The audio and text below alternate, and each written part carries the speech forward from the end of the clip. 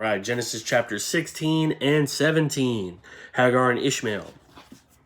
Now Sarai, Abram's wife, had borne him no children, but she had an Egyptian slave named Hagar, so she said to Abram, "The Lord has kept me from having children. Go, sleep with my slave, perhaps I can build a family through her." What did he say? Abram agreed to what Sarai said, so after Abram had been living in Canaan 10 years, Sarai his wife took her Egyptian slave Hagar and gave her to her husband to be his wife. What? He slept with Hagar and she conceived. When she knew she was pregnant, she began to despise her mistress. Then Sarai said to Abram, "You are responsible for the wrong I am suffering. I put my slave in your arms, and now that she knows she is pregnant, she despises me. May the Lord judge between you and me." "Your slave is in your hands," Abram said. "Do with her whatever you think best." Then Sarai mistreated Hagar, so she fled from her. The angel of the Lord found Hagar near a spring in the desert. It was the spring that is beside the road to Shur. And he said, "Hagar, slave of Sarai, where have you come from and where are you going?" "I'm running away from my mistress Sarai," she answered. Then the angel of the Lord told her, "Go back to your mistress and submit to her." The angel added, "I will increase your descendants so much that they will be too numerous to count." The angel of the Lord also said to her, "You are now pregnant and you will give birth to a son. You shall name him Ishmael. For the Lord has heard of your misery. He will be a wild donkey of a man. His hand will be against everyone, and everyone's hand against him, and he will live in hostility toward all his brothers." She gave this name to the Lord who spoke to her, "You are the God who sees me." For she said, "I have now seen the one who sees me." That is why the well was called Bir Lahai Roi. It is still there between Kadesh and Bered. So Hagar bore Abram a son, and Abram gave the name Ishmael to the son she had born. Abram was 86 years old when Hagar bore him Ishmael. Chapter 17, the covenant of circumcision. When Abram was 99 years old, the Lord appeared to him and said, "I am God Almighty. Walk before me faithfully and be blameless. Then I will make my covenant between me and you, and will greatly increase your numbers." Abram fell face down, and God said to him, "As for me, this is my covenant with you. You will be the father of many nations. No longer will you be called Abram. Your name will be Abraham, for I have made you a father of many nations. I will make you very fruitful. I will make nations of you, and kings will come from you. I will establish my covenant as an everlasting covenant between me and you and your descendants after you for the generations to come, to be your God and the God of your descendants after you. The whole land of Canaan where you now reside as a foreigner, I will give as an everlasting possession to you and your descendants after you, and I will be their God." Then God said to Abraham, "As for you, you must keep my covenant, you and your descendants after you for the generations to come. This is my covenant with you and your descendants after you, the covenant you are to keep. Every male among you shall be circumcised. You are to undergo circumcision. This is my covenant with you and your descendants after you. The covenant you are to keep. Every male among you shall be circumcised. You are to undergo circumcision, and it will be the sign of the covenant between me and you. For the generations to come, every male among you who is 8 days old must be circumcised, including those born in your household or bought with money from a foreigner. Those who are not your offspring, whether born in your household or bought with your money, they must be circumcised. My covenant in your flesh is to be an everlasting covenant. Any uncircumcised male who has not been circumcised in the flesh will be cut off from his people. He has broken my covenant. God also said to Abraham, "As for Sarai, your wife, you are no longer to call her Sarai. Her name will be Sarah. I will bless her and will surely give you a son by her. I will bless her so that she will be the mother of nations. Kings of peoples will come from her." Abraham fell face down. He laughed and said to himself, "Will a son be born to a man 100 years old? Will Sarah bear a child at the age of 90? And Abraham said to God, "If only Ishmael might live under your blessing." Then God said, "Yes, but your wife Sarah will bear you a son, and you will call him Isaac. I will establish my covenant with him as an everlasting covenant for his descendants after him. And as for Ishmael, I have heard you. I will surely bless him. I will make him fruitful and will greatly increase his numbers. He will be the father of 12 rulers, and I will make him into a great nation. But my covenant I will establish with Isaac, whom Sarah will bear to you by this time next year." When he had finished speaking with Abraham, God went up from him. On that very day, Abraham took his son Ishmael and all those born in his household or bought with his money, every male in his household and circumcised them, as God told him. Abraham was 99 years old when he was circumcised, and his son Ishmael was 13.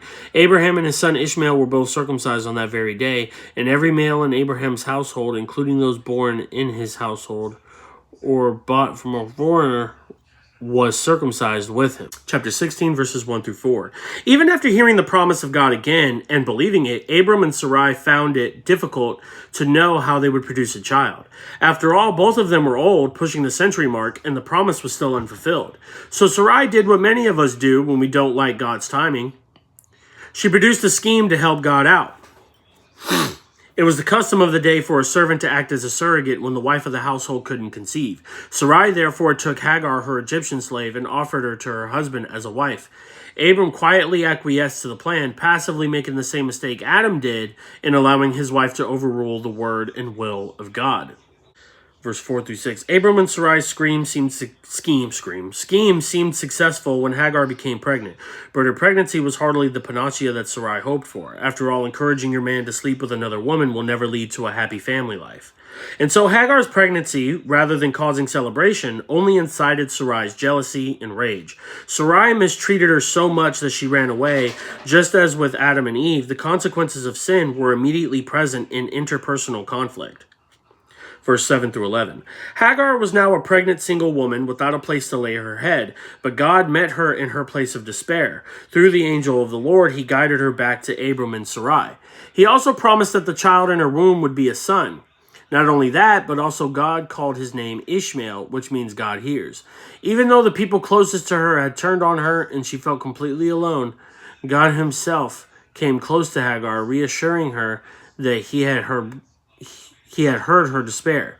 God is near to the brokenhearted, and he cries their tears. This gives hope to any single mother who reaches out to God. Verse 12. Ishmael, Hagar's promised son, would be like a wild donkey, which is not to be taken as a compliment in any era or culture. His descendants would be unruly, bringing conflict into the household of God for generations to come. The Ishmaelites would be a consistent nemesis for the Jews, with their hand against everyone. Sarai's earthly act, though intended to serve a spiritual purpose, only led to more conflict. Verse 13 through 16. In spite of the negative promises about Ishmael's future, Hagar still recognized that God had met her in her place of despair, so she named the Lord who spoke to her, "You are El Roi," meaning the God who sees. What greater comfort can there be than to know that God hears, sees, and cares?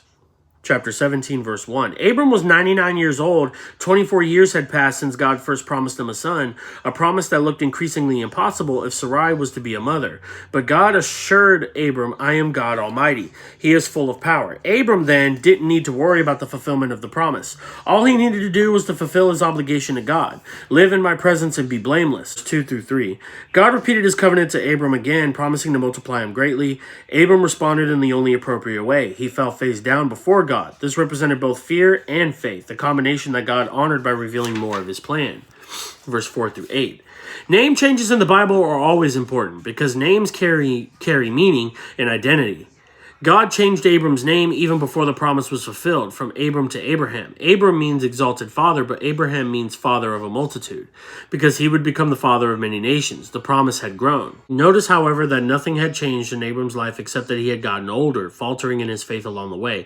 What was unlikely at age 75 was now downright unthinkable at age 99, and God didn't do anything to change the circumstances. Instead, he changed Abram's name to fit his own promise. Some of us are walking through life thinking we need a new circumstance, when what we need is a new name. God may not do anything to fix our situation, but he can always change our name to fit his purposes. Verse 9 through 14. The sign of God's renewed covenant with Abraham was that every male must circumcise the flesh of his foreskin. This painful procedure underscores the commitment God expected from those in covenant with him. Even though God was the primary agent in the covenant, his people were responsible to sacrifice in order to enter that agreement. Circumcision had two unique areas of significance. First, it was a signal that men would carry the covenant, as we see this promise passed from Abraham to his son Isaac to his son Jacob, and so on. Second, circumcision was to be a perpetual reminder to the people that God intended to remove impurity from their midst. Removing the male foreskin helped to prevent disease, and God used the practice to prefigure how his kingdom would operate. It would be purged of impurity and would pursue holiness. Verse 15 through 16. Just as Abram received a new name from God, so too did Sarai. By God's command, Sarai became Sarah, meaning princess. With this new name comes a renewed promise, that she will produce nations. Kings of peoples will come from her. Verse 17 through 22. Abraham found this as difficult to believe as we would, since he was pushing 100 and Sarai was 90. He laughed because he couldn't take God seriously, so God decided to have a little fun with Abraham. He repeated the promise of Sarah bearing a son, but added, "You will name him Isaac." The name Isaac meaning he laughs. For the rest of his life, every time Abraham would say his son's name, he would be reminded that he had laughed at the miracle God had promised. God always gets the last laugh. Verse 23 through 27. Abraham immediately obeyed the command to circumcise himself and his men on that same day, considering what the procedure entailed. I think this was nothing short of a miraculous act of faith. For believers today, circumcision no longer operates as the sign of God's kingdom. It has been replaced by baptism, the sign of the new covenant. Baptism serves as a sign that we are operating in accordance with God's covenant and allowing his kingdom rule to govern our lives. And that is the end of Genesis chapter 16 and 17. I hope everybody learned something. Next up, we'll be getting into chapters 18 and 19. Those have to deal with the judgment on the cities of Sodom and Gomorrah. In chapter 18, Abraham and Sarah are visited by three beings, God and two angels. And Abraham, in chapter 18, Abraham pleads with God to spare Sodom, and then in 19, Sodom and Gomorrah are destroyed by fire. So we'll be covering those next up. God bless everyone, and I will see y'all next time.